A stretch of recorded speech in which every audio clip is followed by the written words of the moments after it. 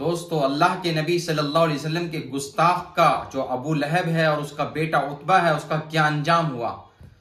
یہ ابو لہب حضور صلی اللہ علیہ وسلم کا سگا چچا تھا۔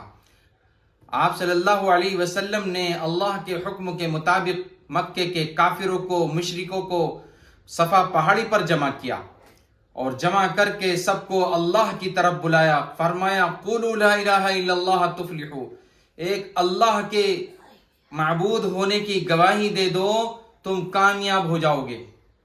اللہ کے نبی صلی اللہ علیہ وسلم نے سب کو اللہ کی طرف بلایا تو ابو لہب بھی اس مجلس میں تھا۔ اس نے کہا تبا لک سائر اليوم لہذا جمعتنا یا محمد، کہ تیری بربادی ہو، نعوذ باللہ، العیاذ باللہ، تیری بربادی اور ہلاکت ہو اے محمد، کیا تو نے ہمیں اسی واسطے بلایا تھا؟ اس شخص نے جو ابو لہب ہے، اس نے اللہ کے نبی صلی اللہ علیہ وسلم کو بد دعا دی اور اس کا انجام بہت خطرناک ہوا۔ اللہ رب العزت نے اس جملے کا جواب اللہ کے نبی صلی اللہ علیہ وسلم پر پوری سورت تبت یدا ابی لہب وتب نازل فرمائی کہ اے ابو لہب، محمد کی تباہی اور بربادی نہیں بلکہ تیری تباہی اور بربادی ہوگی۔ قیامت تک آنے والا ایمان والا، قیامت تک آنے والا مسلمان جب نماز پڑھے گا اور جب اس سورت کو پڑھے گا، تیرے اوپر بربادی اور تباہی کی بد دعا ہوگی۔ تبت یدا ابی لہب وتب، دونوں ہاتھ ٹوٹ جائیں ابو لہب کے اور وہ خود ہلاک اور برباد ہو جائے۔ دوستو، یہ پورا کا پورا خاندان، ابو لہب، اس کی بیوی، اس کے بیٹے، سب کے سب اللہ کے نبی صلی اللہ علیہ وسلم کے دشمن بن گئے تھے۔ آپ صلی اللہ علیہ وسلم کو ستاتے تھے، گالیاں دیتے تھے، آپ کی شان میں گستاخیاں کرتے تھے، لیکن اس گستاخی کا انجام ایک تو یہ ہوا کہ ہمیشہ کے لیے اس پر تباہی اور بربادی اللہ کی طرف سے برستی رہے گی، اور اس کا یہ انجام ہوا کہ آخر عمر میں اللہ نے اس کو اتنی خطرناک بیماری میں مبتلا فرمایا کہ ایک بیماری اس کے جسم میں پھیلی، جس کو عدسہ نام ہے، جس بیماری کا ایک پھوڑا سا نکلا، ایک چھالا نکلا، پورے بدن میں پھیلتا چلا گیا اور اس کے ہاتھ، پاؤں، جسم گلنے لگا، سڑنے لگا اور اسی بیماری میں یہ مر گیا۔ اس کے بیٹے تھے، اس کے بیٹوں نے اس کو گھر سے باہر نکال کے دھوپ میں ڈال دیا۔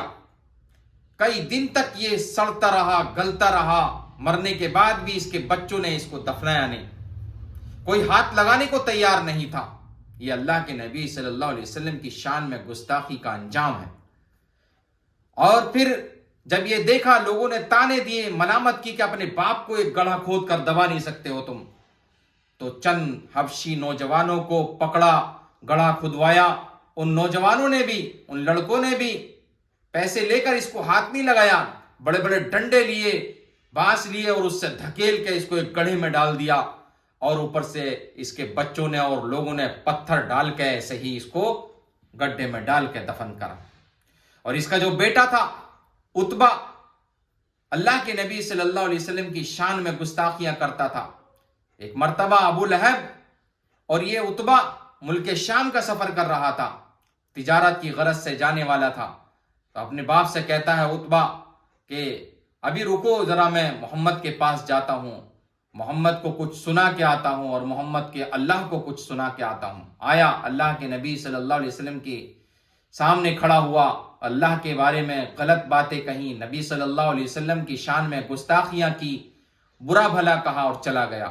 اللہ کے نبی صلی اللہ علیہ وسلم نے اس کو ایک بد دعا دی، اللہم سلط علیہ کلبا من کلابک، اے اللہ اس پر اپنا ایک کتا، ایک درندہ مسلط فرما۔ گھر گیا، باپ نے پوچھا بیٹے کیا کہا تم نے؟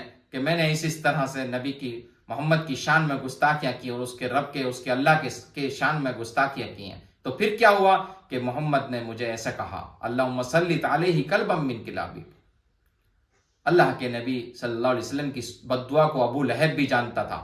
اس نے کہا بیٹے یہ نبی ہیں اور ان کی بد دعا تیرے اوپر ہو کر رہے گی، اب مجھے ڈر ہے، خدشہ ہے کہ تجھے کوئی شیر، درندہ، بھیڑیا پھاڑ نہ دے، چونکہ یہ نبی ہے اور ان کی بد دعا بیکار نہیں جائے گی۔ اب یہ سفر پر چلا گیا، ملک شام پہنچا، وہاں کی آبادی سے پہلے ہی عیسائیوں کا علاقہ تھا، وہاں ایک راہب رہتا تھا، اور ان کا عبادت خانہ، وہاں پر جا کر اس لشکر نے، اس کے ساتھ جو لوگ تھے تجارتی غرض سے گئے تھے، وہاں پر پڑاؤ ڈالا۔ راہب آیا، عیسائیوں کا پادری آتا، کہنے لگا بھائی یہاں کیوں ٹھہر رہے ہو؟ یہاں تو جنگلی درندے بھیڑوں کی شکل میں جماعت بنا بنا کے آتے ہیں، یہاں بہت بھیڑیے اور شیر اور درندے رہتے ہیں، تم یہاں کیوں ٹھہر رہے ہو؟